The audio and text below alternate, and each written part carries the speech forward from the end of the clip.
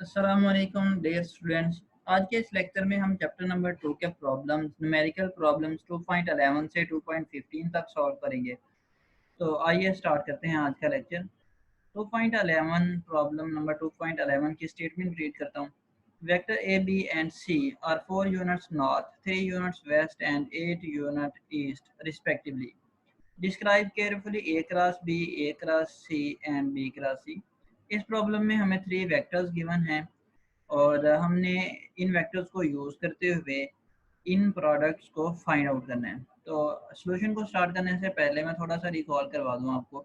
अगर आपने कभी पेज के ऊपर डायरेक्शन ड्रा की हो तो ये जो लाइन, अगर हम इसकी जो डायरेक्शन है इसको ईस्ट माने तो इसके जो अपोजिट डायरेक्शन है वो वेस्ट होगी।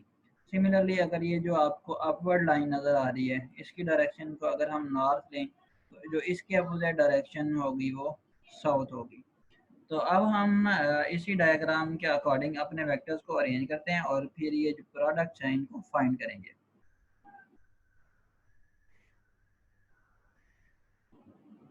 अब नेक्स्ट डायग्राम में देखें कि हमारे पास जो वेक्टर ए है जैसा कि हमें गिवन है वो अलोंग नॉर्थ है, जो वेक्टर बी है वो अलोंग वेस्ट है और जो वेक्टर सी है वो अलोंग ईस्ट है।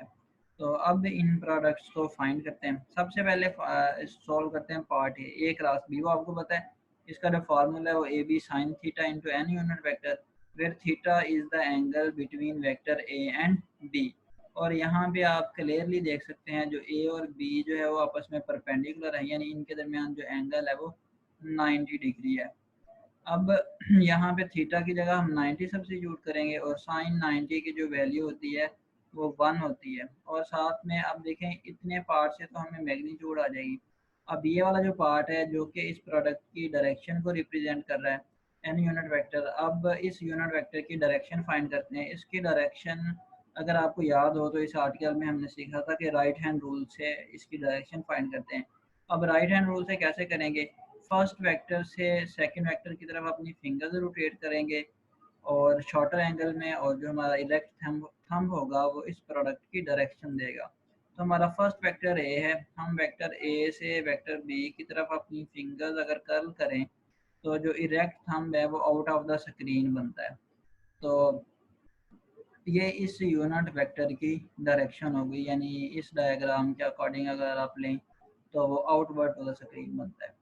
सिमिलरली आप फाइंड करेंगे ए क्रॉस सी। यहाँ पे इस पार्ट से जो मैग्नीट्यूड वाला पार्ट है वो तो तकरीबन सेम सेम है, यानी यहाँ पे भी जो ए और सी के दरमियान एंगल है वो 90 है। बट यहाँ पे जब आप अपनी फिंगर्स रोटेट करेंगे ए से सी की तरफ आओ तो आप देखेंगे कि आपका जो थंब है वो into the plane of paper या into the plane of screen बन रहा है। तो इस तरह से आप मैग्नीट्यूड और डायरेक्शन जो है वो दोनों फाइंड कर सकते हैं। नेक्स्ट प्रॉब्लम की स्टेटमेंट रीड करते हैं 2.12 की। ये बहुत ही इजी प्रॉब्लम है 2.12। The torque or turning effect of force about a given point is given by।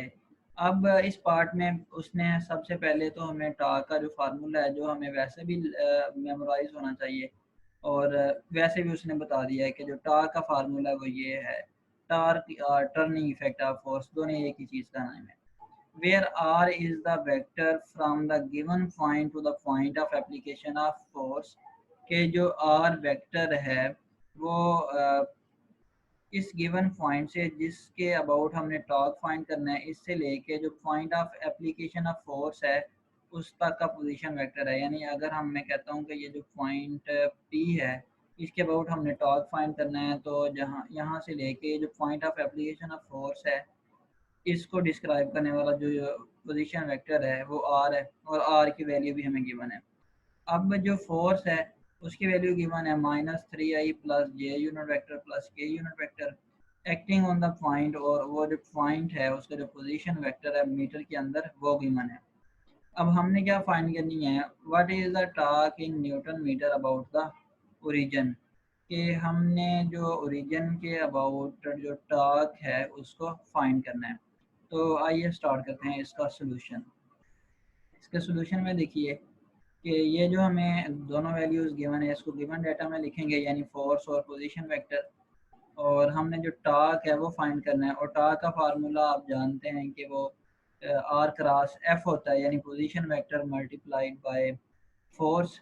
अब इसको जो डिटर्मिनेंट फॉर्म में अगर लिखें, अब हमने लिखने का तरीका भी सीखा था कि हम आई जे के लिखेंगे और नीचे जो है वो इनके कंपोनेंट्स लिख देंगे, यानी जो पोजीशन वेक्टर आर का एक्स कंपोनेंट वो आई के कॉलम में, और फिर उसकी जो सेकंड रो होगी इसमें इसमें पोजीशन जो सेकंड हमारा वेक्टर है उसका एक्स कंपोनेंट। सिमिलरली जो जे वाले कॉलम में पहले हम जो हमारा फर्स्ट वेक्टर है उसका वाई कंपोनेंट और फिर उसका जो हमारा सेकंड वेक्टर है उसका वाई कंपोनेंट, सिमिलरली जो इनके जी कंपोनेंट्स लिखेंगे।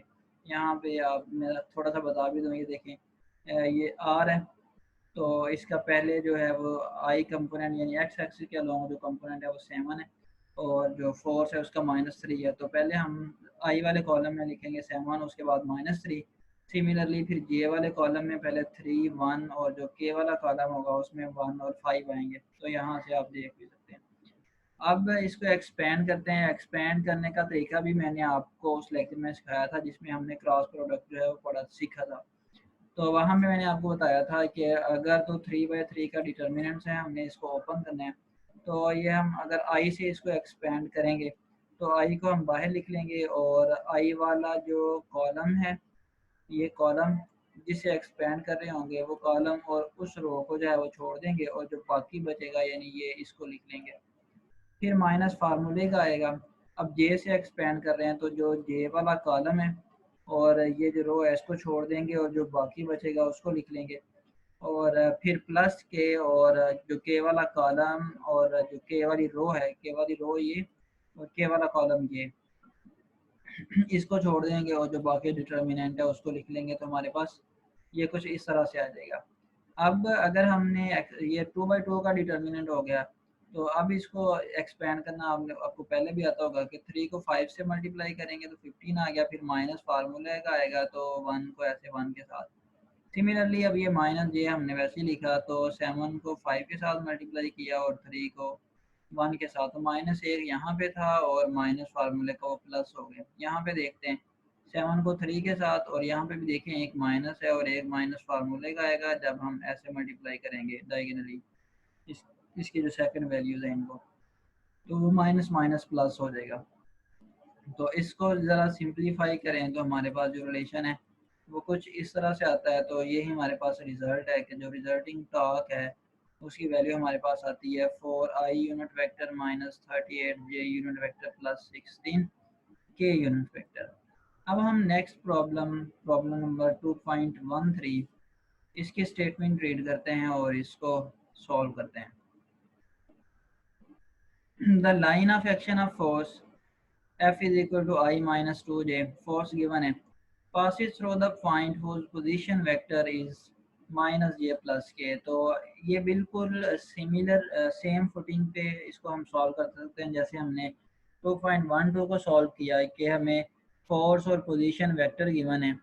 हमने जस्ट क्या करना है कि टॉर्क फाइंड करनी है, और जो टॉर्क का फार्मूला है वो अभी उसने उस क्वेश्चन में भी बताया था, और वैसे भी हमें लर्न है कि वो आर क्रॉस एफ के इक्वल होता है। तो मोमेंट अब फाइंड हमने क्या चीज़ें करनी है, moment of force about origin, ये आपको पता है टॉर्क का सेकंड नेम है, और moment of force about position vector, यानी ये जो पोजीशन वेक्टर है ये जो पॉइंट कोई पॉइंट है उसका जो पोजीशन वेक्टर है उस पॉइंट के अबाउट हमने टॉर्क फाइंड करना है, ये जो पोजीशन वेक्टर हमें गिवन था। अच्छा, अब इसके दो पार्ट्स हैं, यहाँ पे भी देख लें आप। फर्स्ट पार्ट में the moment of force about the origin, हमने ओरिजिन के अबाउट जो है वो पोजीशन सॉरी टॉर्क फाइंड करना है। अब जब हम ओरिजिन के अबाउट टॉर्क फाइंड करेंगे तो हम ये पोजीशन वेक्टर यूज़ करेंगे, और सेकंड केस के अंदर फिर उसने एक और पॉइंट दिया है और उसका साथ पोजीशन वेक्टर भी दे दिया है, तो सेकंड केस में हम ये पोजीशन वेक्टर यूज़ करेंगे। फार्मूला दोनों केसेस के अंदर आपको पता है सेम होगा। तो अब इसको सॉल्व कर लेते हैं। सॉल्यूशन में देखिए वंस अगेन डिटर्मिनेंट फॉर्म में अगर हम लिखें तो आई जे के को जो है वो ऊपर लिखते हैं, तो उसके नीचे जो है वो कंपोनेंट्स लिख देते हैं, यानी आर का अगर आप आई कंपोनेंट देखें तो वो 0 है, और जो एफ का आई कंपोनेंट है वो 1 है। सिमिलरली जो हमारे पास कंपोनेंट है आर का वाई कंपोनेंट वो -1 है और जो फोर्स का वाई कंपोनेंट है वो -2 है उसकी मैग्नीट्यूड। सिमिलरली ये हमने के लिए लिख लिया। अब इसको एक्सपेंड करते हैं। एक्सपेंड जैसे अभी हमने पहले किया कि अगर आई से हम एक्सपेंड करेंगे तो फर्स्ट रो और जो फर्स्ट कॉलम है उसको हम स्किप कर देंगे और बाकी जो भी हमारे पास बचेगा उसको लिख लेंगे। यहाँ पे इसको दोबारा से एक दफ़ा सॉल्व कर लेते हैं ताकि आपको आसानी हो। जब आई से हम इसको एक्सपेंड करेंगे तो आई वाला कॉलम को छोड़ देंगे और आई वाली रो ये छोड़ दी इसको और आई वाला कॉलम ये छोड़ दिया और ये जो हमारे पास बाकी बच रहा है इसको लिख लेंगे। सिमिलरली फिर जैसे हमने पहले किया था माइनस फार्मूले का आएगा जे से एक्सपेंड करेंगे तो ये जे वाली रो को छोड़ दिया हमने और जे वाले कॉलम को, तो ये जो बाकी बचा है इस केस में यानी फर्स्ट कॉलम और second sorry third column and वाला उसको लिख लिया। फिर प्लस के साथ अब के वाली रो को छोड़ दिया हमने और जो के वाला कॉलम है तो जो फर्स्ट दो कॉलम बाकी बचे हैं उनको लिख लिया। अब ये 2/2 का डिटर्मिनेंट है और इसको एक्सपेंड करना जो है वो इंतहाई आसान है। यानी आप डायगोनली मल्टीप्लाई करेंगे इसके एलिमेंट्स को तो -1 को 0 के साथ फिर माइनस फार्मूले का -2 को 1 के साथ माइनस फार्मूले का और माइनस ये प्लस हो जाएंगे। फिर माइनस जे के साथ जब इस डिटर्मिनेंट को आप सॉल्व करेंगे तो 0 को 0 के साथ फिर माइनस फार्मूले का आएगा और 1 को 1 के साथ। सिमिलरली अब 0 को 2 के साथ और फिर 1 को -1 के साथ, तो यहाँ पे भी माइनस फार्मूले का एक और माइनस है यहाँ पे, तो ये माइनस माइनस प्लस हो जाएंगे। तो हमारे पास जो टार्क आएगा वो उसकी वैल्यू ये आ जाएगी 2i प्लस जे प्लस के यूनिट वेक्टर। अब ये तो था टार्क अबाउट ओरिजिन। अब हमने उस पॉइंट के अबाउट जो है वो टार्क फाइंड करना है जिसका जो पोजीशन वेक्टर है वो उसने वंस अगेन उसको दोबारा दिया था और जो पोजीशन वेक्टर था उसका वो -j+k है। तो सेम फुटिंग पे सेम फार्मूला और उसी तरह से सब्स्टिट्यूशन करेंगे। फिर इस डिटर्मिनेंट को एक्सपेंड करेंगे तो हमारे पास रिजल्ट आ जाएगा। तो इस तरह से हमने दोनों जो है वो इसके पार्ट सॉल्व कर लिए। मोमेंट ऑफ फोर्स यानी talk about origin end moment of force about point, ये जो पॉइंट जिसका पोजीशन वेक्टर हमें गिवन था। तो अब जो नेक्स्ट प्रॉब्लम है उसको सॉल्व करते हैं 2.14 को। अब ये जो 2.14 है ये भी बिल्कुल सादा सा प्रॉब्लम है। इसकी स्टेटमेंट को पहले समझते हैं। अगर स्टेटमेंट को आप समझ लेते हैं तो प्रॉब्लम आपके लिए इंतहाई आसान हो जाएगा। तो आइए इसकी स्टेटमेंट को रीड करते हैं पहले। The magnitude of dot and cross product of two vectors, यानी दो वेक्टर्स हैं उनके जो डॉट और क्रॉस प्रोडक्ट की जो मैग्नीट्यूड है वो गिवन है। यानी जो डॉट प्रोडक्ट की मैग्नीट्यूड है वो 6 इंटू स्क्वायर रूट 3 है और जो क्रॉस प्रोडक्ट की जो मैग्नीट्यूड है वो 6 है। Find the angle between the vectors, क्या हमने उन वेक्टर्स के दरमियान एंगल फाइंड करना है। लेट से हम कहते हैं कि जो ये इन वेक्टर्स का जो डॉट प्रोडक्ट है वो हमें डॉट और क्रॉस प्रोडक्ट गिवन है दो वेक्टर्स का, वो वेक्टर ए एंड बी हैं, यानी ये दो वेक्टर हैं। तो फिर ए डॉट बी जो है यानी डॉट प्रोडक्ट इनका वो 6 इंटू स्क्वायर रूट 3 के इक्वल आएगा और जो इनका क्रॉस है क्रॉस प्रोडक्ट वो 6 के इक्वल आएगा। हमने फाइंड क्या करना है, एंगल फाइंड करना है टू वेक्टर्स के दरमियान जिसको थीटा से रिप्रेजेंट करते हैं। तो अब इसको सॉल्व करते हैं। ये जो गिवन वैल्यूज़ हैं इनको बेस बना के हम इसका जो सोल्यूशन है उसको करते हैं। तो इक्वेशन नंबर जो 1 है जो कि हमें गिवन है कि ए क्रॉस बी और जो ए डॉट बी और ए क्रॉस बी हमें गिवन है। अब ए डॉट बी आपको पता है ए बी कॉस थीटा के इक्वल है और A cross B A B sine theta के इक्वल है। और यहाँ पे अगर आप दो इक्वेशन आपके पास बनी है, इक्वेशन 1 को इक्वेशन 2 के साथ जो है सॉरी इक्वेशन 2 को इक्वेशन 1 के साथ अगर आप डिवाइड करें तो ये फार्मूला जो है वो कुछ इस तरह से आ जाता है। अब इससे आपने परेशान नहीं होना कि इसके साथ एन यूनिट वेक्टर क्यों नहीं लगाया। ये देखें ये जो मैंने आपको बताया था ये जो मॉड है ये मैग्नीट्यूड को जो है वो रिप्रेजेंट करते हैं, तो हम जस्ट इसकी मैग्नीट्यूड कंसीडर कर रहे हैं। तो इक्वेशन 2 को इक्वेशन 1 से डिवाइड करें, ये ए बी से कैंसिल हो जाएगा और साइन थीटा और कॉस थीटा आपको पता है ट्रिग्नोमेट्री में आप पढ़ के आए हैं वो टेन थीटा के इक्वल होता है। और ए क्रॉस बी की जगह हमने इसकी ये वाली वैल्यू जो है वो सब्स्टिट्यूट कर दी जो गिवन थी और ए डॉट बी की जगह भी जो वैल्यू इसकी गिवन थी हमने उसको सब्स्टिट्यूट कर दिया। अब इसको थोड़ा सा अगर और सिंप्लीफाई करें तो यहाँ पे आप देख सकते हैं कि जो 6 है वो 6 के साथ कैंसिल आउट हो जाएगा इस इक्वेशन में, यानी ये 6 इस 6 के साथ तो 1/√3 किसके इक्वल आ रहा है, टेन थीटा के। अब हमने चूंकि थीटा फाइंड करना है तो टेन उधर इन्वर्स बन जाएगा, तो टेन इन्वर्स 1/√3 और ये 30 के इक्वल होता है।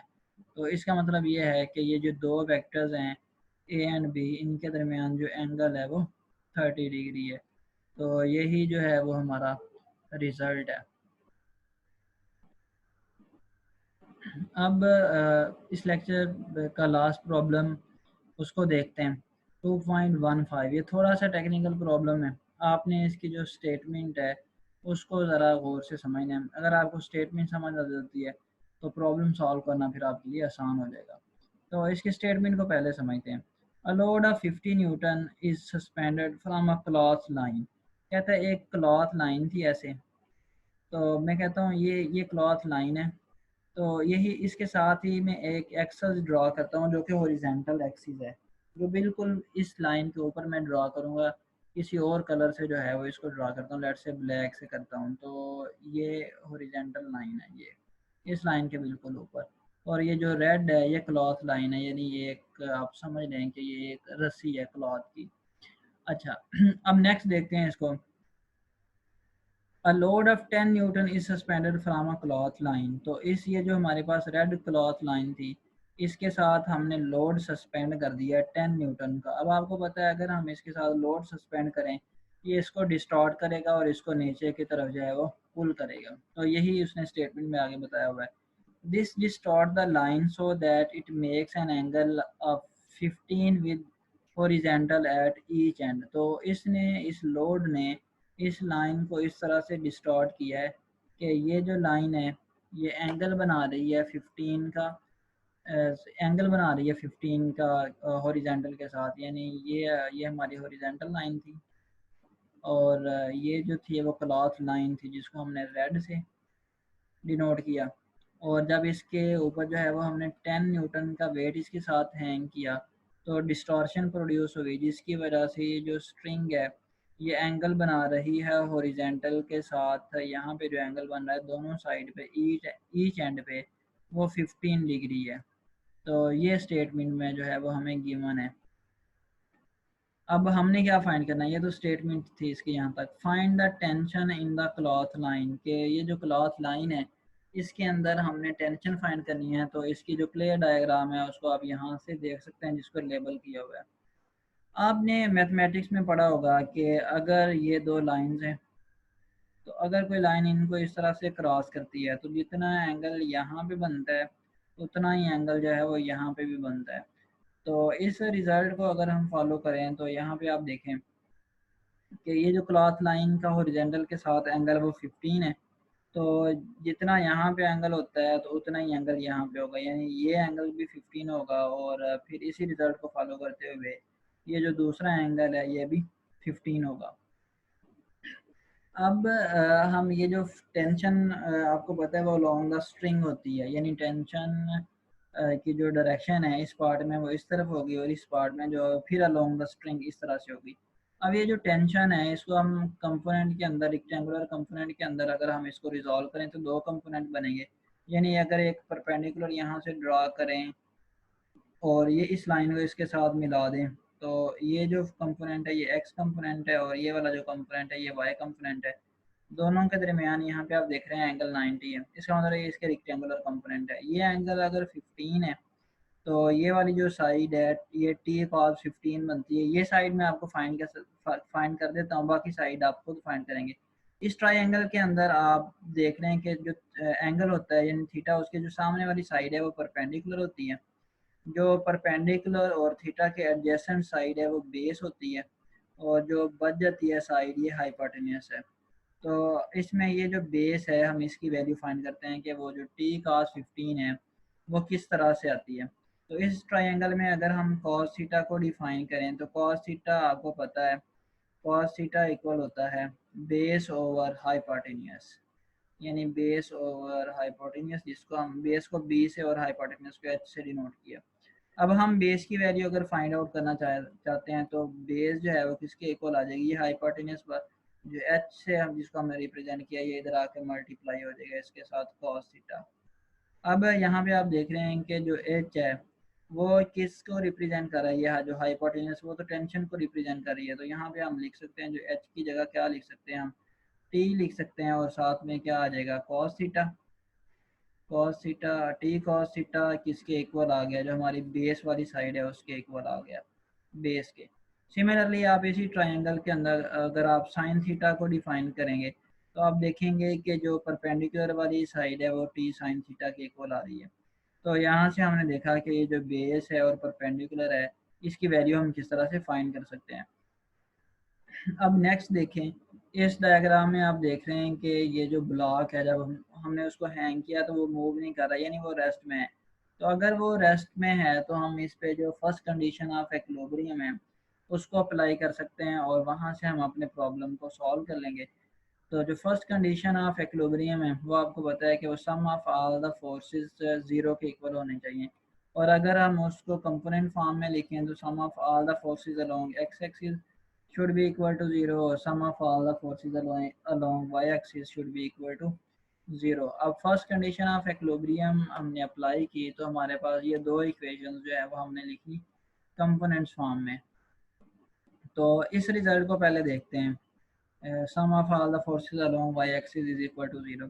तो यहाँ पे आप देख रहे थे कि ये हॉरिजेंटल है, ये क्लॉथ लाइन है जिसका जो एंगल है वो 15 है। तो यहाँ पे हमने एक और हॉरिजेंटल लाइन ड्रा की तो यहाँ पे एंगल 15 बनता है फिर।